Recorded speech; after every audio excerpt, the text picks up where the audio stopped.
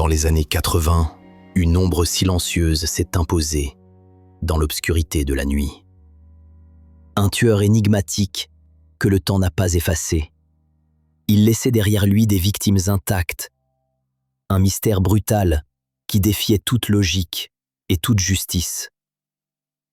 Sans empreinte, sans témoin, sans aucune piste.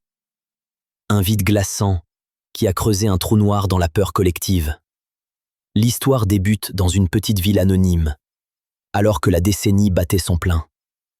Les corps commençaient à apparaître, tous dans un état étrange. Aucun signe de violence, aucune trace d'effraction, aucun indice biologique exploitable. Ce tueur ne laissait rien, sinon un silence d'agonie. Les corps étaient découverts dans des lieux isolés, souvent aux franges de la ville, toujours d'une façon soigneusement arrangée. Pas de dégradation, pas de lutte apparente.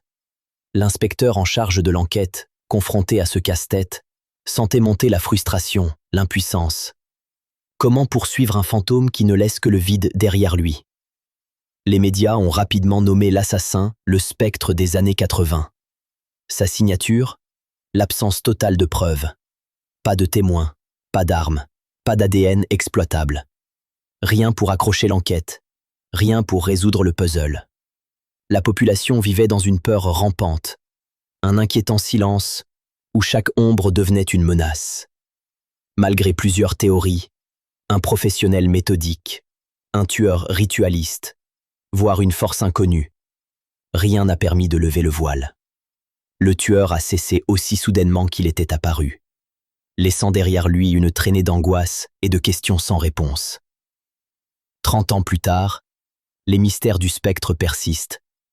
Son anonymat défiant le temps, ses victimes restées prisonnières d'une énigme sans fin.